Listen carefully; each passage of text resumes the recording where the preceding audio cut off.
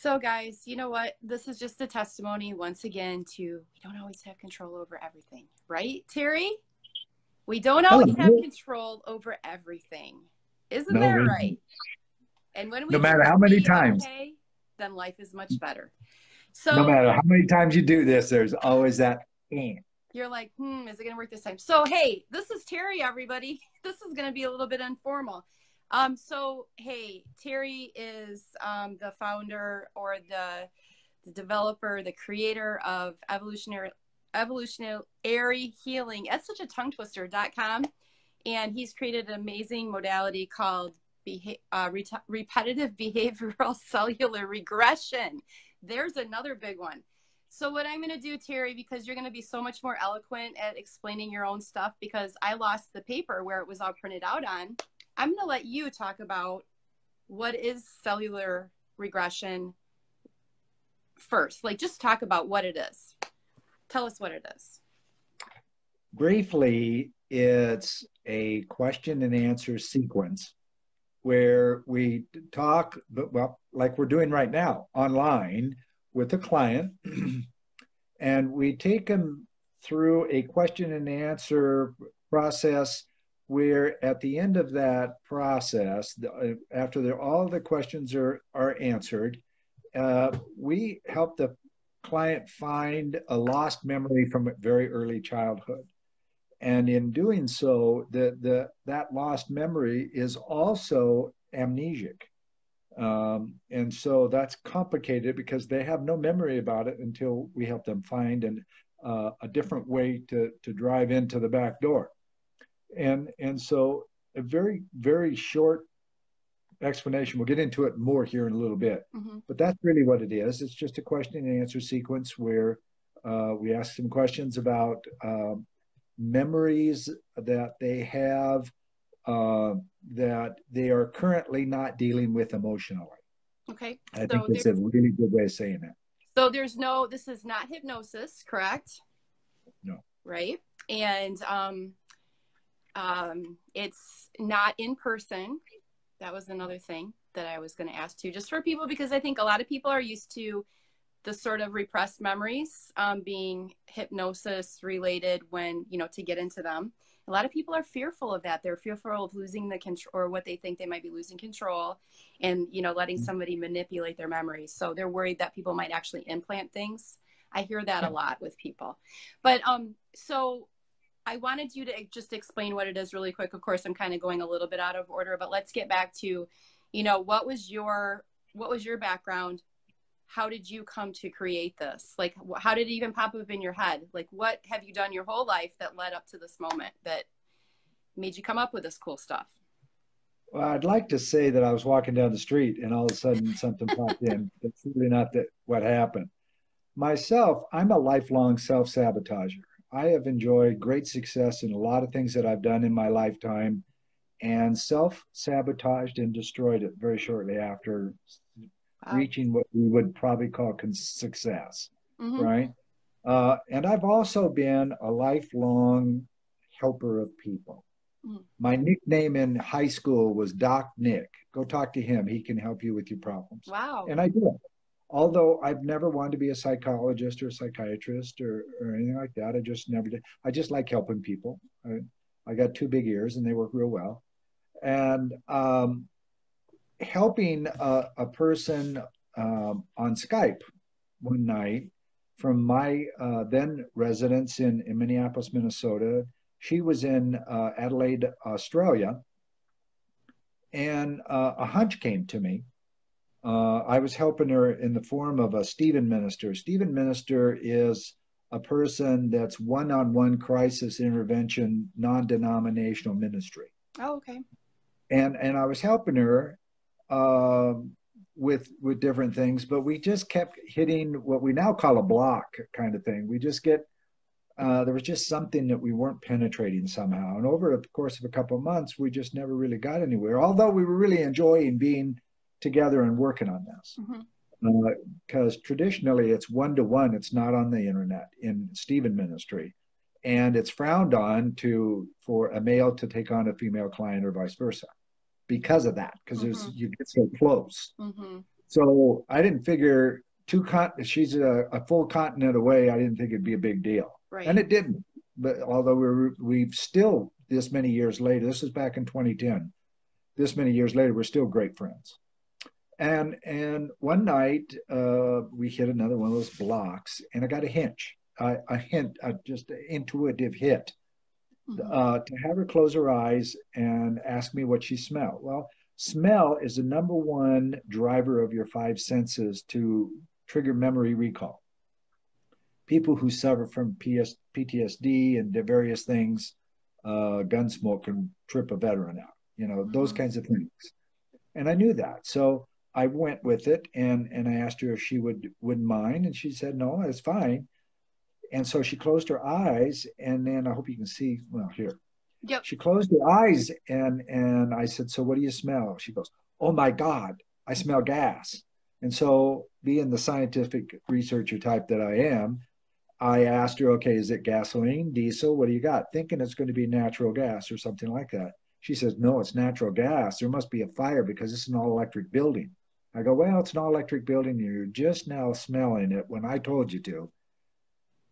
Close your eyes, relax, take a few deep breaths, and see if you can smell the gas again. And she was able to. And I said, okay, go back and find a memory where you smell the gas. And she did. Mm. And over the course of about 5 to 7 hours a week, working with her over about a 3 month period, what we now have developed into repetitive behavior cellular regression was born. Wow. And That's yeah, and it's been a lot of hit and miss, a lot of developing. And one thing that many things, but one thing that a lot of people worry about is, um, am I going to have to relive a memory that yeah. causes me great trauma? Yeah. And that's never the case. We never go to that memory because we don't have our clients in any kind of emotion when we work with them. So what ultimately happens is when you're working with somebody one to one, you have the physical presence of them, even if you close your eyes, Mm-hmm. you can feel them. Mm-hmm. But if you're online, like we're doing right now, and close your eyes, you can pay complete attention and be perfectly present with the person, and be a better client. Okay, Absolutely. Absolutely. so and we've proven it hundreds of times. So um, by doing that, we instead of taking somebody to a memory where they tell us about the memory, well, this was high school graduation. We were walking in the gymnasium, da da da da da da, with my cousin Frank, and we don't want to know anything about that. See, when we go to the memory, we want to know how old you are, Mm-hmm. uh, and where you're physically located in the location of wherever you are, sitting on the end of a dock on a lake at grandma and grandpa's house. Mm-hmm. Okay. Now I'd like you to freeze frame your memory into a picture. So there's nothing moving. So that whenever I ask you something, you refer to the picture and not the story. So here's the grand equation that works so well. When we were able to stop the motion of a memory and the story of a memory, the result is no emotion in the client. They're Mm-hmm.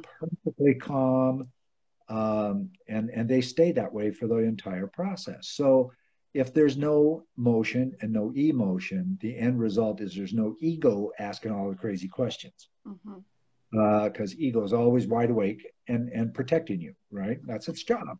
Mm-hmm. So we disconnect those valuable pieces of their memory recall. So what do we care about a picture frame in a memory? It doesn't make sense because we're used to telling the history or the stories of memories. So here's the real short key to the whole thing. When we ask them to use their five senses one at a time, they're closed their eyes like I have now. They're on the lake. There are certain things that if I was sitting beside that person on the end of the dock, I would smell, or I Mm-hmm. should smell. And if they don't say those things in an itemized way, I smell this, then this, then this, then this, and they don't smell lake water at a lake that they spent all summer at, doesn't make sense. So those are indicators of something else. And if they add stuff in, like They smell the exhaust from a car. What's a car doing on a dock on a lake? Doesn't make sense. But it's something that we don't question it. We just write it down. And then they go through the all five senses one at a time in an inventory fashion, with us envisioning what they're saying. Does it make sense? Yes or no? No right, no wrong. It's just yes or no. So then they go back to another memory, and then ultimately a third memory. And each time there's little clues that the subconscious gives us if we're paying attention that will ultimately take us to a memory that this person has not been to really ever, because it was brushed off as a child.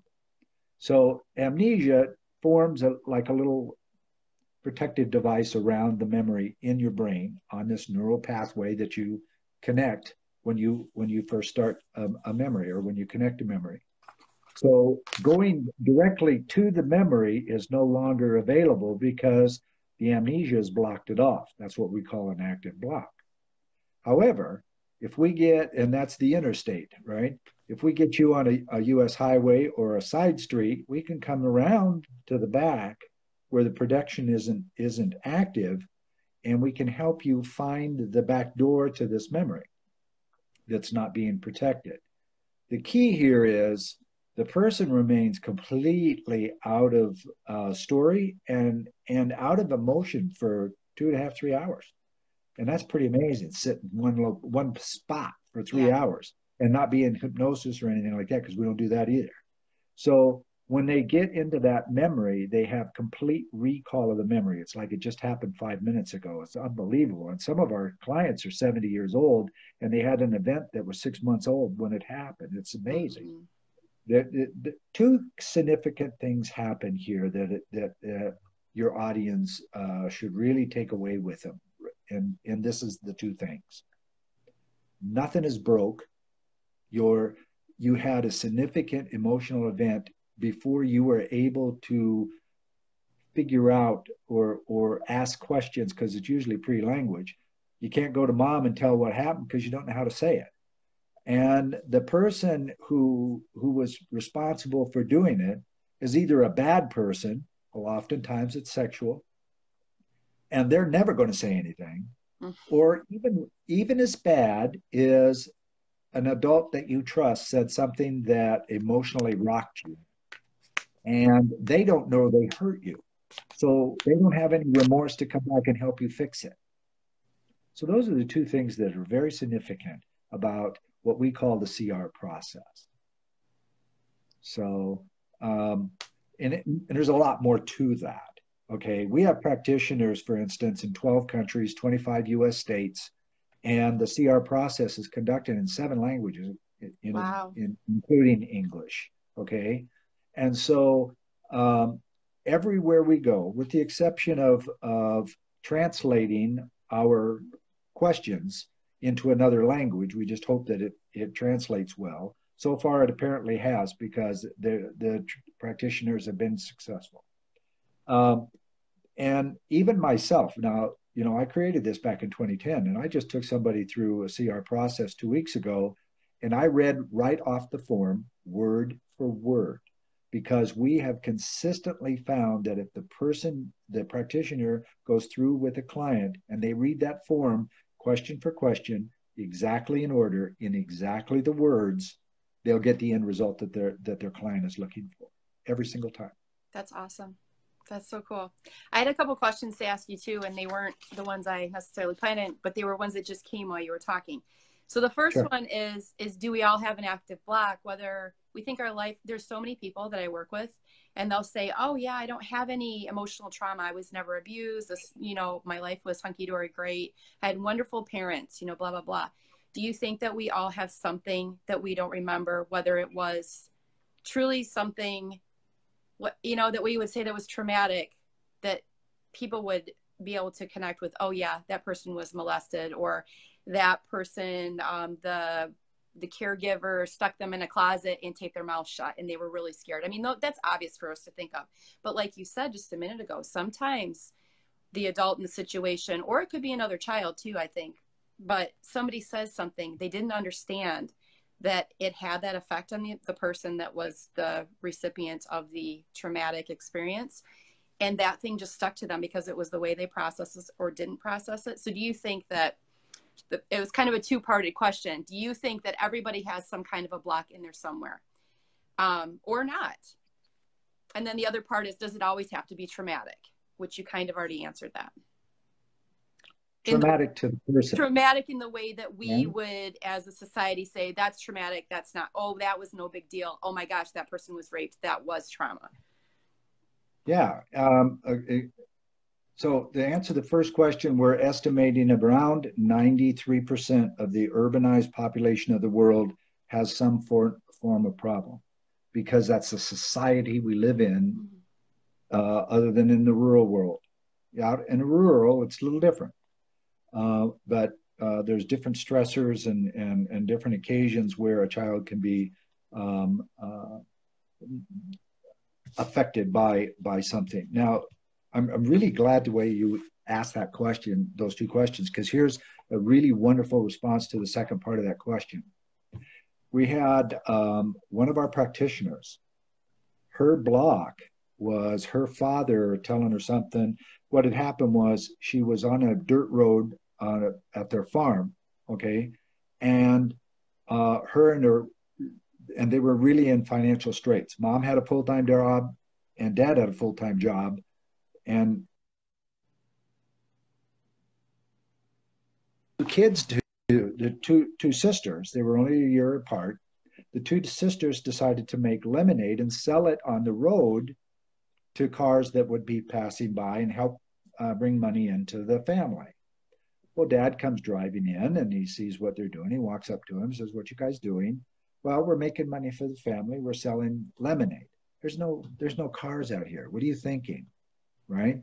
All you kids are going to be, you two girls are just going to grow up, get married, and have kids. Put this stuff away. Mm-hmm. Okay? That, to the average person, is going to say, "Okay, well, we thought it was a great idea. Now we got some lemonade to drink." My client internalized that into a significant emotional block. Her sister has never had an issue. Mm-hmm. Never been sitting there, right? Same family, same raising, Yep. everything. The other one did not internalize it.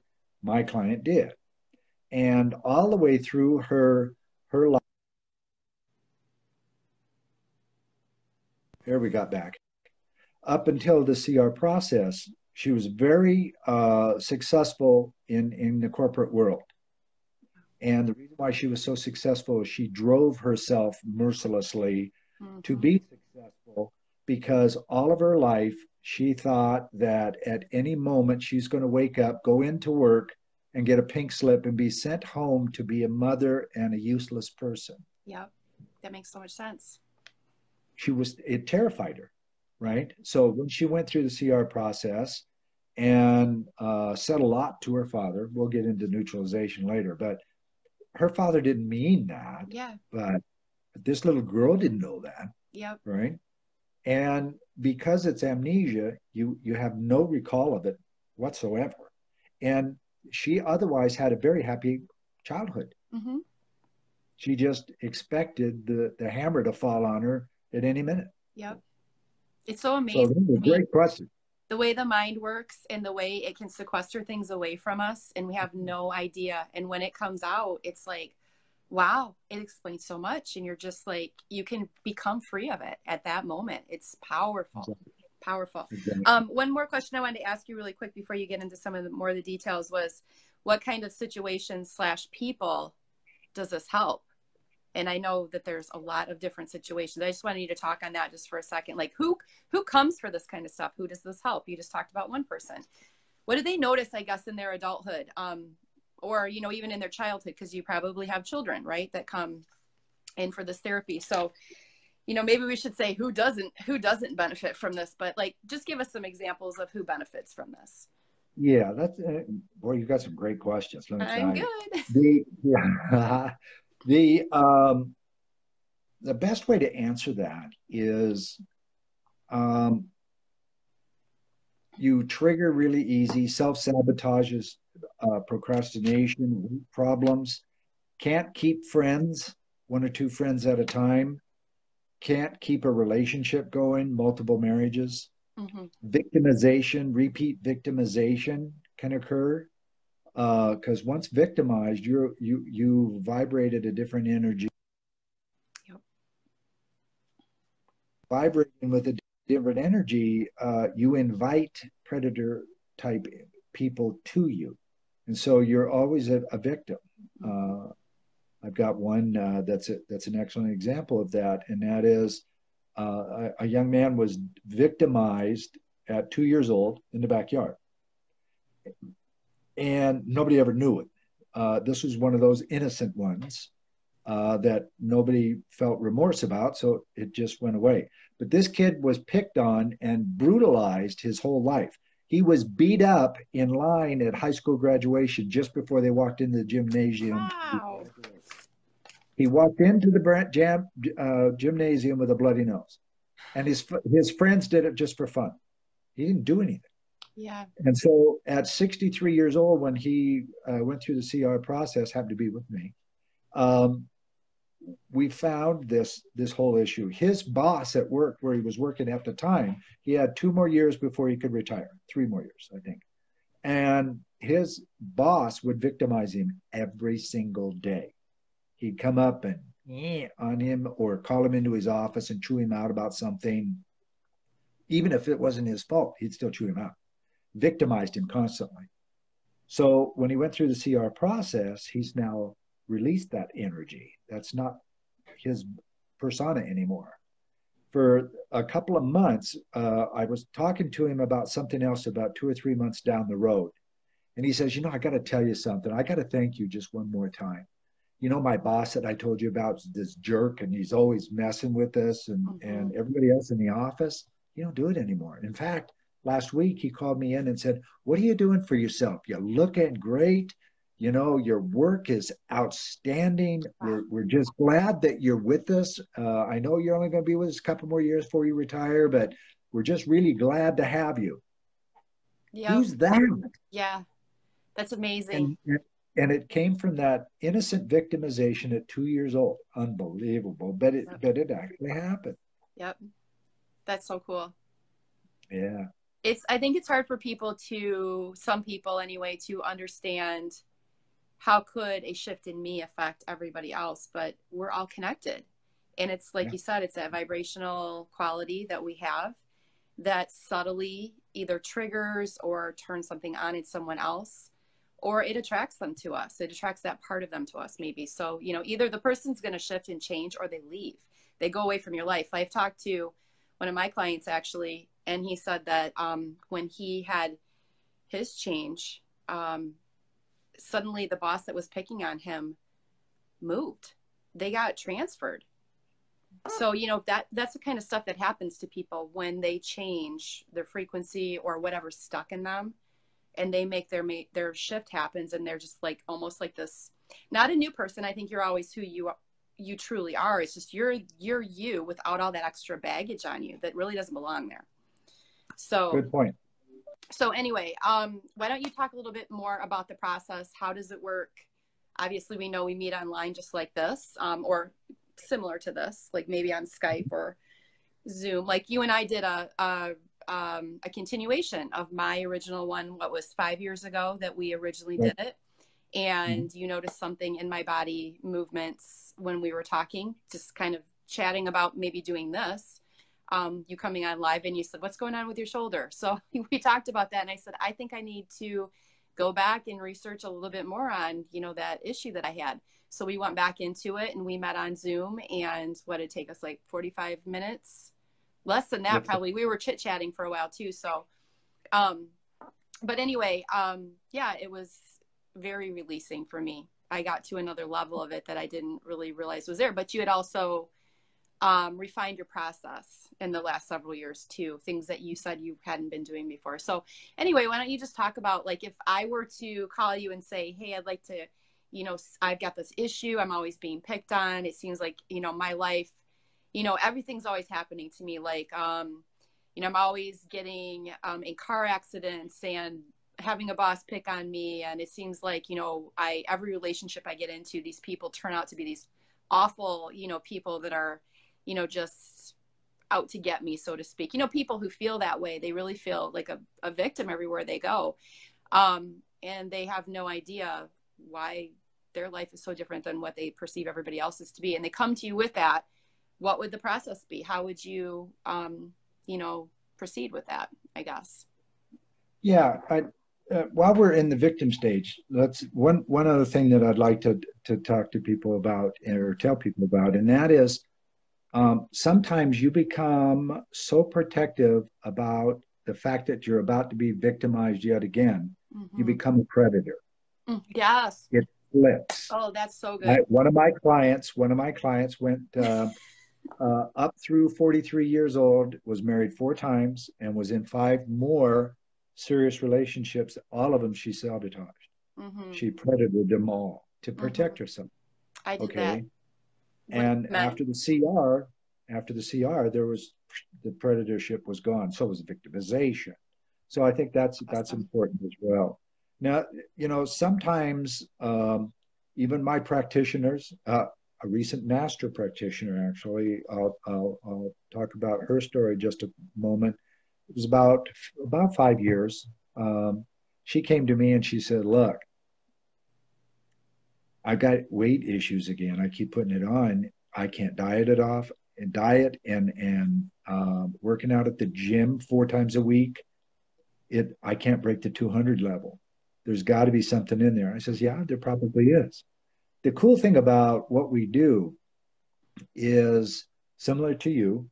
It took us about 3 or 4 seconds to be back in the original CR session. Mm-hmm.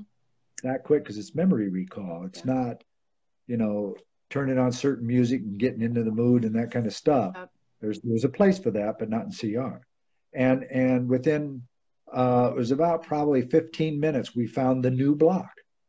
Now, what do we mean by a new block? Mm-hmm. Well, if if you vibrate at a certain level all your life, and now you're up here because this is your original personality vibrating, your brain's going to go, "Oh, Terry, you're not vibrating like you've done all of your life because you got rid of that other memory. Don't worry about it. I'm going to take care of you. Mm-hmm. I'm going to create another memory into an amnesic type event so that you'll go back into what you've always done, which it thinks is natural Mm-hmm. and normal for you, which is not. We know it's not. But it's been going on for so long, our body just reads it that way. And even an experienced practitioner a couple of years later, they are so connected to themselves presence wise, they know that there's something wrong, but they know they can't fix it themselves. So they reach out to me and we'll take them through a continuation session and we'll find what happened new. And I've never had anybody come back 3 times, Mm-hmm.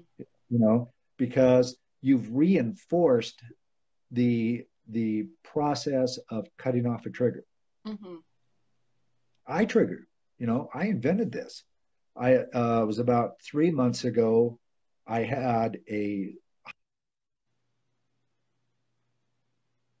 3 months ago. We had a highly emotional event happen to me, which one of my senses went off, and it went off so extreme, I forgot to be in presence and take myself through the 3 questions, and I was freaking out. I was going, "Oh my God, what am I going to do about this?" And then all of a sudden, I'm going, "Hey, what are That's you okay. doing?" Yeah. Yep. I asked myself the 3 questions, and within about 15 seconds, it was all done. Otherwise, I would have been, who knows where I'd have been. Mm-hmm. But it was an extreme emotional reaction. Mm. And it was just my mind and my senses kind of synchronizing for a split second, and I triggered off of it. Wasn't anything wrong, just that happened. Mm-hmm. And when I triggered, then my natural reaction, because of being a lifelong self,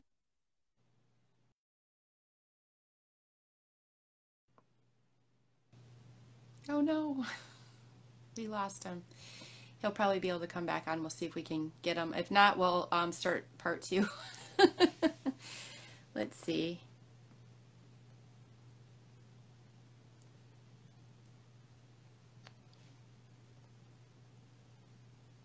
Also, if anybody has any questions, go ahead and type them in and we'll definitely answer them for you too. Oh, Terry. Let's see if we can.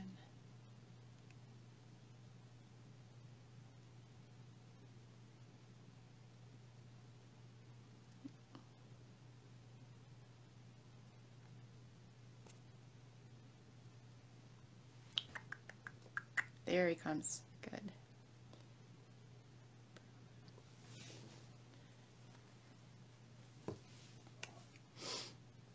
There we are.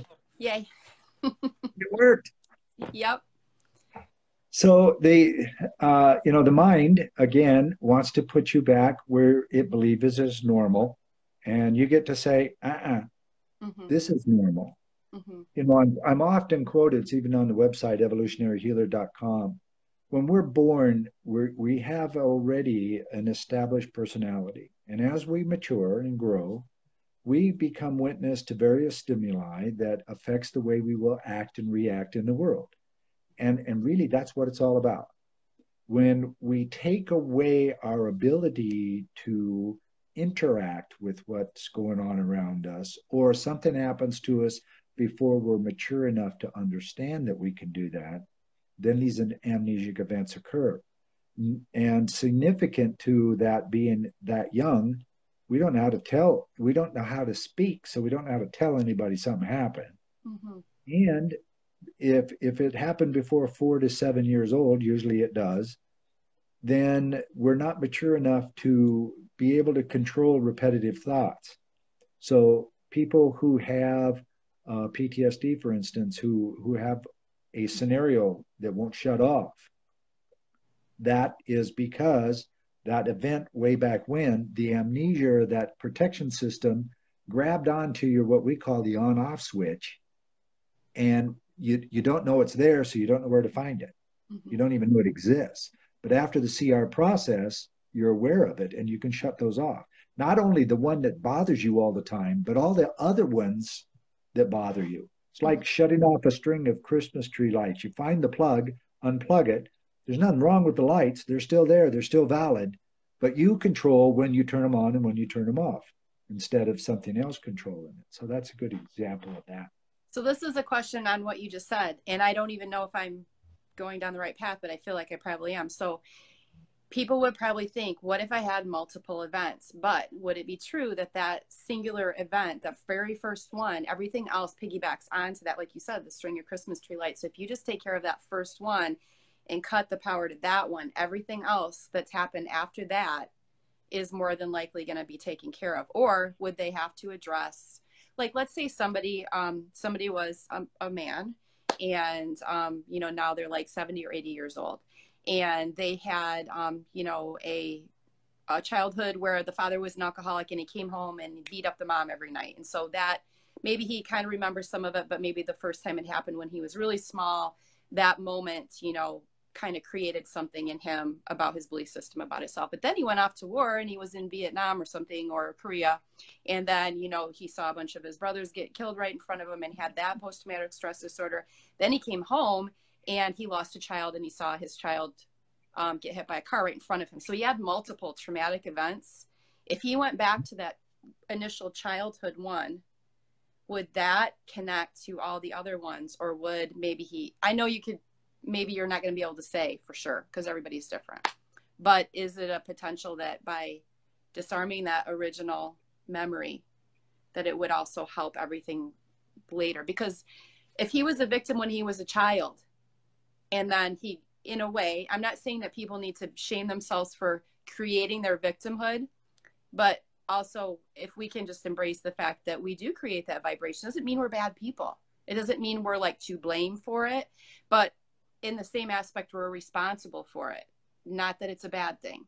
And then we also have the power to stop it, like to do the other with help, usually, sometimes, and sometimes not. But anyway, if he could disarm that original disconnect or whatever we want to call it from way back when, would that maybe clear up everything in the future or in, Yes. through the rest of his life? Yes, and we've proved it many occasions. Okay. I wasn't sure. I, you Similar know, it's been a while scenario. since I trained in it. So I was, and you know, I've never practiced it. So Right, right. yeah. I'll give you a really excellent example that, and he's a practitioner now. Both parents alcoholics, both grandparents, both sides of the alcoholics. So what is he? Alcoholic, Mhm. Vietnam veteran, combat PTSD. Um, every year, starting approximately, this guy was 72, I think, when we went through the CR process. Starting at about 55, he started triggering and completely shutting down in the month of August every year to a point where they would hospitalize him in a psych ward for 4 to 6 weeks. And when he went through the CR process, now he's an alcoholic too, so he's going to AA 4 or 5 times a week, everything else. And he never misses an AA meeting because it'll drive him crazy until he gets to another one. He really bothers him. These are all subsequent events that the initial event um, was controlling. Because the more things that the initial deflection system keeps you thinking about, the more secure and protected they are. Yeah, that Okay, makes and it's sense. its job. It's doing its job. That's what it's supposed to do. So when we took it through the CR process, the um, the thing that happened to him as a child shut off the PTSD. The night sweats and nightmares stopped. The need to get to AA or a drink. One, he'd been dry and sober at that point for like 17 years, but it was still there, still alive, still present. All of that shut off. Now the memories are still there and they're fully intact, but the emotional tag that is controlling that is disconnected. So this string of things that the person dealt with on a day-to-day basis is now not part of his life. Wow. That's, that's awesome because I don't think there are a lot of modalities that are similar to this out there. A lot of them don't get right to the true root of the situation. They kind of, you know, they might deal with the surface levels. A lot of the talk therapy does that. And then there's other therapies like hypnotherapy or energy work or whatever that might get around the root of it, but it doesn't really get in there and get the very, you know, like if I'm thinking of like a dandelion, you got to get down there and get the very bottom of it or it's going to keep coming up again. Mm-hmm. So this is, and me knowing, you know, my history was I had been in therapy from the time I was 5 years old. When I met you 5 years ago ish, I was not in therapy anymore, but I was not in a very super happy. I was in a growth spurt of my life. Obviously, that's why I, you know, reached out to you, found you, whatever, attracted you, whatever you want to call it. But, you know, all of the different modalities that I had tried all my life, they might have helped a little bit, you know, possibly, but they never really, they never really got into that thing. So, you know, you talked about the questions that you Mm-hmm. ask yourself. Do you want to talk a little bit about the questions that you can learn to, you know, deal with whatever comes up? Because like, I think a lot of Sure. people think that you go through a modality and suddenly you're magically cured and you never have a negative thought ever. And we never, you know, get in a situation where, and then we're not supposed to, it's like, almost like, well, we're perfect now. We're not allowed to ever, you know, be upset about Yeah. something. So situations still occur, and feel emotions still come up, but I think we, as we grow through our stuff, whatever, we learn to notice like, okay, that's, you know, that's an emotion I'm having. Okay, isn't that interesting? And then what am I going to do about it? And so these are where the questions can come in probably. Yeah. First, as you know, I don't belittle any other modality in behavioral health whatsoever. Mm-hmm. They're doing what they think is right, Mm-hmm. and they came into this to help people. Right, absolutely. Behavioral health is never going to make you rich per se. Uh, just ask any number of healers that don't make any money at this. So that's not the motivator why people come into behavioral health. Usually it's to help themselves because there's something that's not working. Mm-hmm. EMDR, past life regression, talk therapy, all of those deal with a known memory and a known story. we don't do either. Mm-hmm. We, when you take away the story, all of those modalities really come from the front of the brain and work their way back, or from the side in. We come from the back bottom, the back way. That's why we like to say the back door. People can relate to that a little easier. Mm-hmm. And we're not, in fact, we don't care to find or even talk about any of the memories that they're dealing with emotionally when we work with them as a client. Mm-hmm. And so really a person who's been in therapy lifelong, almost similar to you, you're easier to work with because it's going to take 3 or 4 or 5 sessions or whatever it is. You're already psyched up for it, and boom, we're done in one. Mm-hmm. And it's like, yeah, right? I think that's why it's hard for people to believe sometimes. How could you be done in one when I spent my whole life in therapy, or when I did this other thing? And not to say that stuff, isn't what it is, whatever. And it helps people. It does its thing. And, I have other people on here that are good friends of mine that do some of these other methods. And I think that in conjunction with what we did, some of this other stuff was really helpful to me. But anyway, the point is that people have a hard time fathoming that something could be that quick. But it's like I said, think of that tool that you use with the little prongs at the top, the long handled tool to get the dandelion out. You don't have to sit there with a shovel and digging around the roots and stuff. You just pop that sucker down there and pop it up, and you pull that whole thing out. And that's kind of like what this is. It's getting in there, finding it, pop. Yeah, it really is. And when we're young, we learn everything in lineal sequential order. Mm-hmm. 1 + 1 is 2, A, B, C, D, E, F, G. That's how we learn. Mm-hmm. So the deflection system learns lineally. Mm-hmm. And when we get in and help them walk around in their memories, we don't use lineal thought. And all of the defense mechanisms that have been developed inside of the brain to protect that amnesic event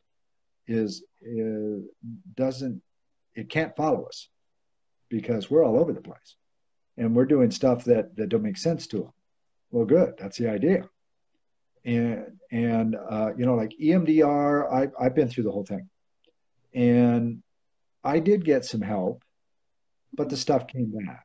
That's what was so frustrating to me over time, was it just keeps coming back. Well, great. One single memory is now, okay.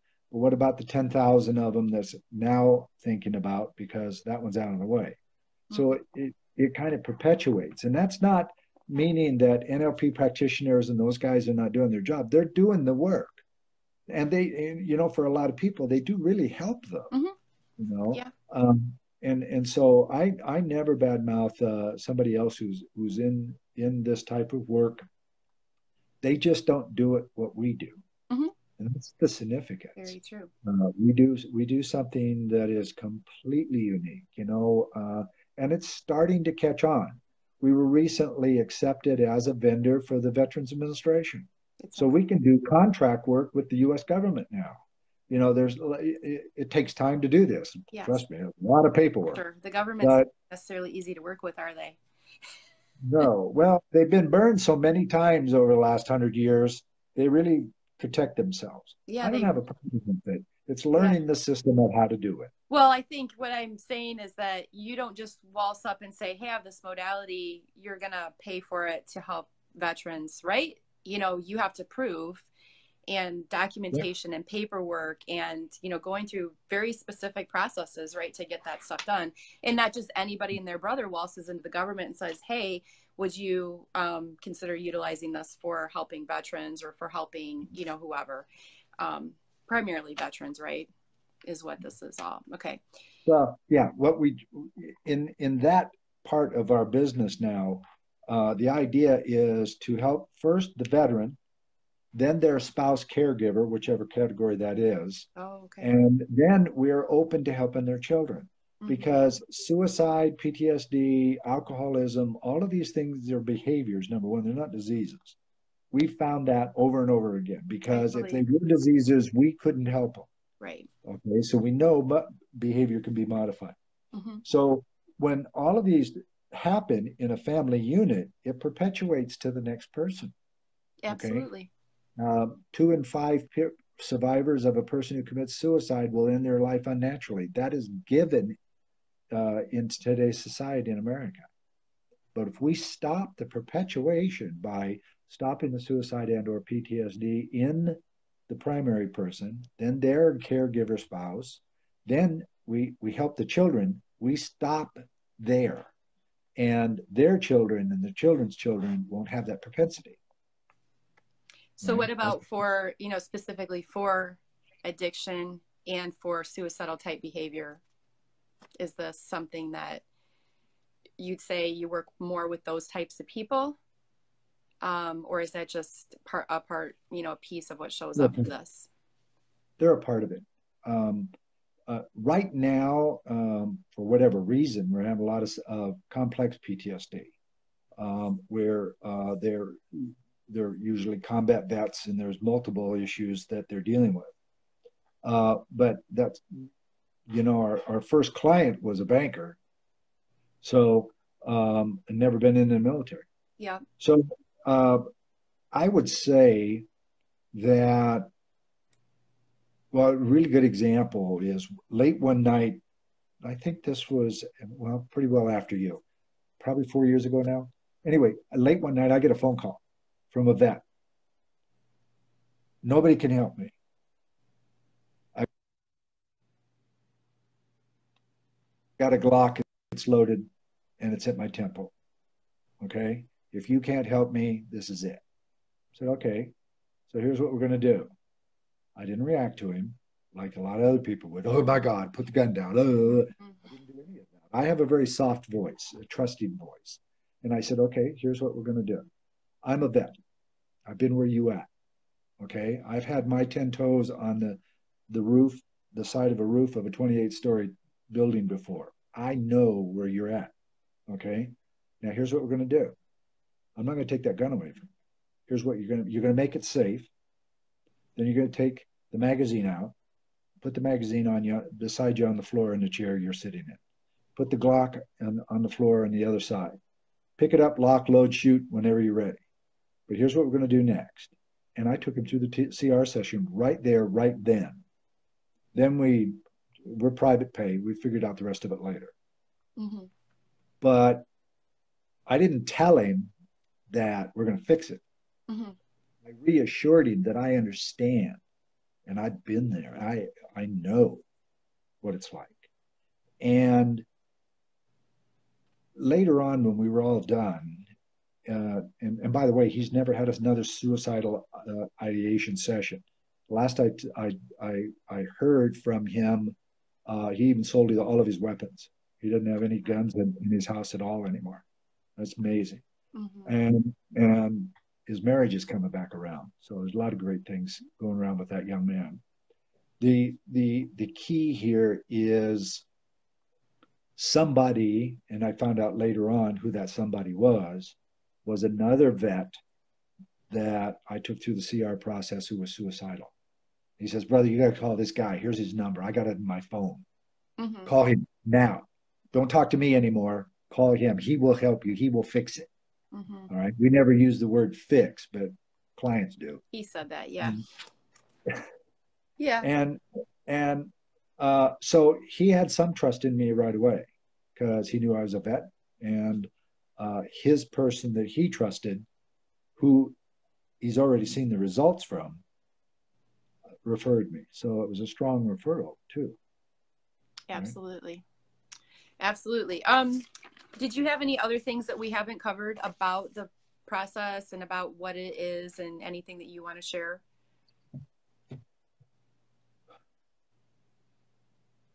The process, it takes 30 days to set a new behavior in a brain. So it'll take. Mm-hmm. So you remember, it becomes a deal. Yep. So the CR process is 30 days. No tricks. It's just the way it is. We know 30 days works. We also know that if you come to me or one of my practitioners, for you, Michelle, and you come to a practitioner and you say, enough is enough, I will do what you tell me to do for 30 days. I'm all in I'm going to do exactly what you tell me to do. It works. Non-negotiable. Awesome. There have been occasions where I have had people who are not there try to talk us into taking them through a CR process. It will fail because the person has to do it. All we can do is offer some pathways to get them to be where they need to be. And then, we skipped the 3 questions. I'll get to that in just a second. Okay. And then we'll help them stay there when they're done, right? Mm-hmm. So the 3 questions are really this. It's very quite simple when you think about it, but it's complex if you're in it. If you trigger, the very first thing you do is go, all right, holy shit. What of my 5 senses just caused this? Did I smell something? Did I hear something? Did I taste something? See something? What was it? Hear it. Okay. What was it? Okay. It was hearing. All right. Now take me back to a memory where I heard that specific sound. And you'll go to a memory. Now here's the key to the whole thing. The very first face that you see, and you can be in a stadium with 100,000 of your closest friends, the very first face you see is what we call a person of interest. You have something to say to them to stop this trigger. And it usually only takes a few seconds and it's done. And the trigger stops. I mean, the cold sweat stops, your breathing goes back to normal. It's just like, boom, it's done. Now, we teach that after the CR process because, like I mentioned in the very beginning, everything's in a sequence. First, you get rid of the stuff that's going to interfere with success. Mm-hmm. Then you create a place in your mind that is successful for you, whatever success looks like for you. Mm-hmm. Absolutely. So then they just, whenever something's come up, they would just go through that process. So you could be driving down the road on the highway and all of a sudden just lose it. And you react. Okay. So reacting to a situation, and when you, when you get reasonable about it, I guess you're thinking like, wow, I kind of took that a little too far. The way I was, I sort of really went off the deep end with that. And it's really not that big of a deal at the end of the day. Those are the times where you can like diffuse those situations by, what did I just smell? What did I just feel? Whatever, right? Yeah, maybe it was the person who cut you off in traffic looked like somebody you're about to neutralize and it triggered. Yeah. It's just your brain going, hey, what about this, Terry? This really shook you up last time. You okay with this? Yep. Right? And you go through the 3 questions. Like triggering for me now is 5 to 7 seconds, and I'm all done, no matter the trigger. So, and we teach that to our clients because about 10, 14 days after a CR session, your brain starts going, hey, Terry, you're not where you used to be anymore. We better settle you back down. Right. It's okay to be happy, but we're going to settle you back down. And you go, I'm not doing that stuff anymore. Right. Right. And we teach them how to stay there. Mm-hmm. That's awesome too, because I think a lot of times people go through some kind of a therapy or a modality or a treatment or whatever it is, whether it's, taking herbs, using essential oils, doing a talk therapy thing, or, getting acupuncture or whatever. And they're not able to upkeep it afterwards because they don't have a tool to take home with them. And that's one of the things that I love about this, is you're given a tool that you can use, because we're naturally going to do this, roller coaster ride or the ebb and flow of life, right? That's just normal for us. It's where we get stuck in it and we go back to our old shit and we forget, which we can do, but this gives you a tool to pull yourself back out of it so you don't get sucked back down the toilet, where you came from. So, so let's talk a little bit before we wrap it up about, we talked a little bit about people getting certified, and I did on a couple of the videos that I started in the beginning that didn't work and we had to come back on. I did intro on, hey, this is perfect timing because you are going to be kind of revisiting the class again. So opening it back up to new people and for people like me that went through the class years ago, as a touch up or whatever we want to call it. So you want to talk about that a little bit? What does it take to be a practitioner for people who might be interested? Um, Yeah, how long is we're only that, 9 years old. that kind of a thing? What kind of a commitment does it take? What, all Yeah, that good stuff. yeah. We're only 9 years old, so this is still a living, developing process. And we probably once a year at least will change the wording of a certain question at some point because we found better wording. Mm-hmm. Um, and sometimes, well, we're getting to the point where the government's looking at us in earnest. So the government likes to pay by the hour. Well, we've always been paid by session, which could be 2, 3 hours. Well, Mm-hmm. that doesn't fall in the billable cycle of insurance companies and those kinds of things. Yep. So what we've done is modified the way we do the CR session into 4 1 hour sessions as opposed to 1 3 to 4 hour or 2 to 3 hour. And it works just as effectively because it's similar to the CR continuation. It takes about 3 to 5 seconds and you're right back in where you were.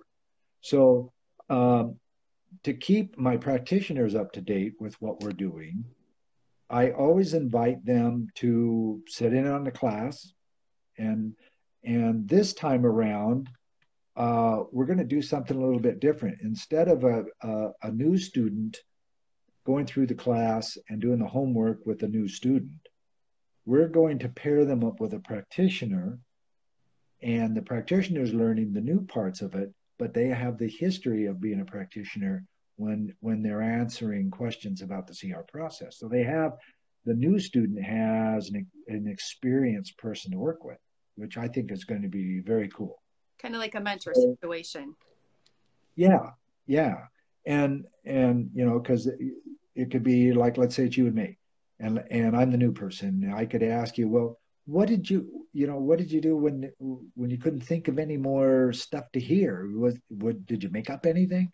Well, you could tell them, well, no, I didn't, because there's no reason to. Mm-hmm. Oh, you know. Um, so the prerequisite for CR practitioner certification training is to go through the CR process. Now, two things happen there. We get rid of anything that may be coming along with you and neutralize it with you. And when you go through the process, you are also reviewing your own CR process and how it went through it. But more importantly, number two is there is no more powerful or knowledgeable book you can carry with you than your own life story. Mm-hmm. Okay. Absolutely. You can remember anything and everything about your life, but you can't remember what page whatever thing was on in the textbook. Who cares? We're just not textbook people, right? Mm-hmm. Uh, and so that that is very powerful. So they go through the CR process, then and that's why we're advertising, talking about it now for an April class, because it takes a little while to get that together. Right. Now, when we have some practitioners that came to us to become practitioners, they didn't come to us because of the CR process. They wanted to be a practitioner because they'd heard about us or whatever. Mm-hmm. So we want to give enough time frame to have our practitioners get the word out to the people they've been talking to. You've been talking about this forever. Why don't you do it? Mm-hmm. I'm going to be in I the know. class with you. I'm going to be in the class with you. Yep. I mean, this is cool. I'll tell you what, why don't you come over to my house? We'll go through the class together on the laptop, whatever. Yep. So, you guys are out there talking it up. We're obviously talking it up all over the internet because we're in 12 countries. So it's pretty easy for us to get the word out. And I've got probably 11 or 12,000 people in my social media network. So that helps us as well. And all of our practitioners have a number of people. So talking about it now gets somebody thinking about, gosh, I've been doing this self-sabotage stuff for a while too. Maybe this is a good time.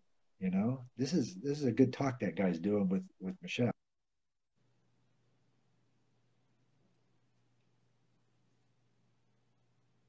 Like, it's beneficial. to talk about it ahead of time so that they'll have that opportunity. And they're going to be learning something new along with you guys that are practitioners that are coming in there is a different approach to the old way of doing it, including we have pretty well perfected by the class, we certainly will, an online form where you just sit there and type online. It gives you a copy at the end and a copy goes to the research.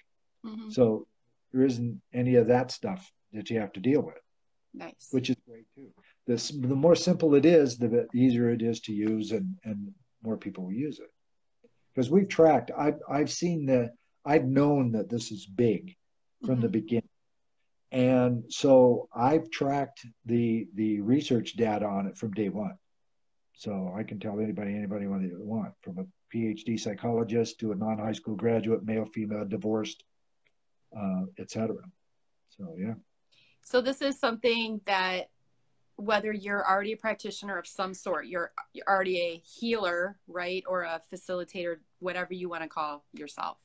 So you're already somebody who, whether you're, a talk therapist or you're whatever, whether you're degreed or just, vocational, whatever, or somebody who they've never done anything professionally in their life, but they've always felt that pull somewhere deep inside that they want to help people, and they know that that's what their life calling is. They know that they're here to help people, but they've never had, a answer why, or they knew that traditional college wasn't for them, or that, they didn't want to go to school for acupuncture or massage therapy or to be a naturopath or, whatever it was that they just, it didn't, that didn't feel aligned with them. But then this sounds like, wow, this really sounds like, self-sabotaging. I've done that in my life. Or, I always feel like I'm a victim, or there's that one memory or that one thing that I'm always stuck on that I just really can't get in touch with. I think when I came to you, I said, I thought that there was a sexual abuse that happened. But I didn't know. I had a couple people in mind that it might be. And I just wanted to either, know that it wasn't them or know that it was them and be able to move on with my life. And I found out that it wasn't either one of the people I thought it was, which you guys told me that when I met you. You were like, no, it's not. You just knew intuitively. But I mean, that was, amazing for me. So like, whether it's something where you kind of have a feeling or you have no idea, you just know that something's not right. And you want to be able to, do that for other people. But we always have to heal ourselves before we can help other people. That's like the thing with, I think every single practitioner I know, they were drawn to it because they wanted to heal their own wounds. Whether they were an acupuncturist or, a medical doctor or whatever they were, the reason they mostly, some people do it for money, right? They think but those usually aren't the people that are good at it. And I think more often than not, it's the people that they have something that they wanted to fix in themselves, but, they wanted to heal something within them. It's the whole wounded healer thing, which is a beautiful journey to be on. So I really wanted to speak to that just because there's so many people in this group that are either seeking like a healing. They're here because they want to know, like, what can I do to feel okay again?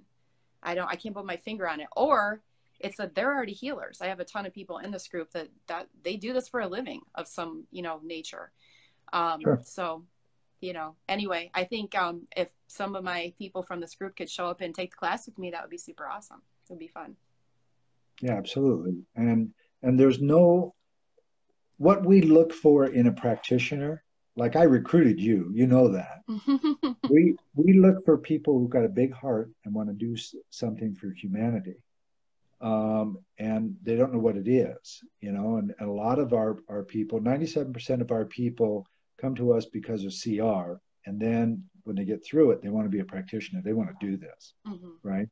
And they see the power, right? They see what I did for them, and they want to share that with other people.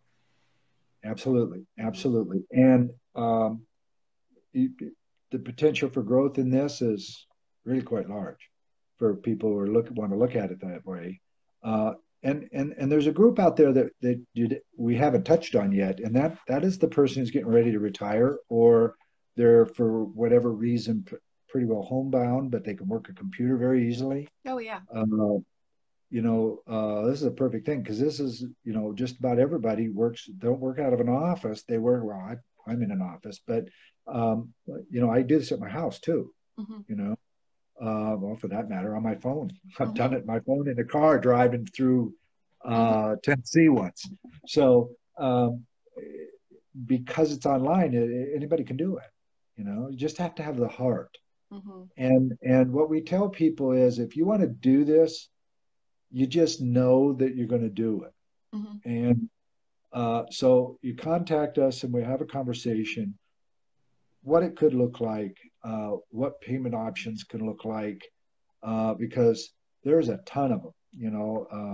We've had people really without hardly any money come to us, and we took them through the CR process with a brand new practitioner, because you can't do this wrong. Mm-hmm. It's not It's no all written emotion out. problem.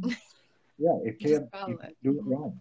So the new practitioner needed to practice, so they saved a ton of money right there. Mm-hmm. And then they still wanted to go through the training, and we figured out some very creative ways for them to be able to do that. Mm-hmm. It's not uh, cut and paste. It's We work with individuals in the best way that we can, so they'll be successful. So the We don't best, want anybody to fail. what's the best way for them to get a hold of you then? What's your preference? Just to go to the website, to find you on Facebook, send you an You email, whatever, know, however they feel like yeah. getting a hold of you? Evolutionaryhealer.com, Earth Wind Academy is where you can, there's an online form to opt in. You get a cool little PDF that tells about some of the stories Mm-hmm. of clients. Nice. And it goes, that particular one, Earth Wind Academy, all of those emails come to me. Okay. So you get me your name and email and stuff just by filling out that form, and you get a little document that you can easily read on your computer at your leisure, about more about what we do from the people who we've actually went through it. That's awesome. Now here on Facebook, Evolutionary Healer page, it's a company page. Terry Nichols, you know what I look like. There's a lot of Terry Nichols out there. Yeah. Um, There's one but scary Terry Nichols that I don't think didn't he die, or did he just go to jail? I can't remember. oh no, he's still in prison. Oh, is he? Yeah, the federal bomber, the Yeah. Oklahoma bomber guy. Yeah, he's Yeah. still in prison. You're not the same. Yeah, that was a fun 5 years for me until I'm they sure. finally sent him to prison. I couldn't get on an airplane, nothing. It was crazy. I forgot about it But till I yeah, I Googled him digress. today, and he came up all over Google, and I was like, "Oh shit, that guy, Terry." Yeah. So when I invite somebody who wants to check me out, I ask them to Google Terry Earthwind, my tribal name. I'm Chickamauga Cherokee. Terry Earthwind Nichols. You will get me and only me. Yep. So I'm an open book. Check me out. Mm-hmm. Have fun with it. Okay, Contact everybody me, check call him out. me. I've known him for a while. He's never done anything crazy yet. Well, I'm a crazy guy, but I don't do anything in CM. Not like crazy bad. Right. Just crazy good. Okay, Terry. Crazy good. Well, if you don't have anything else for us, I'm gonna wrap it up. And I really appreciate coming today, and I'm so glad that we had that talk a couple weeks ago, and then I did my continuation, and then we're here talking about this. And I don't know, maybe we're gonna get on and talk again once the class is over. So anybody who's even thinking, what's that about? What's this class about? What's this? Maybe I should look more into it. I definitely encourage you to look more into it. Oh, cool. Amy has been a patient of mine, so I know Amy real well. She's going to check you out. So anybody who's watching this later, I know probably didn't have a lot of people showing up today just because there was such a hiatus where I hadn't been doing this every week. So I know we're going to get lots of views later. People are going to be watching the replay. If you have questions, just type them in. Terry's in this group with me. He's going to be tagged in this video. If he wants to, he can come in and answer any questions that come up. Otherwise, I will actually ask him, hey, what's the answer to this question? And I'll type it in, but he'll probably just be a nice guy and do it himself. And so please ask questions, because, if you don't know, how do you know, right? It's easy as that. This stuff is amazing. I always give you good stuff on here anyway. I don't give you a bunch of horse shit. So Thank you, Terry. If I could That's a hug you, fact. I would give you a big old hug. Big hugs. Have a good Namaste. afternoon, and I'm sure we'll have questions later. See you later. All right. Bye, everybody. Bye. Thank you so much.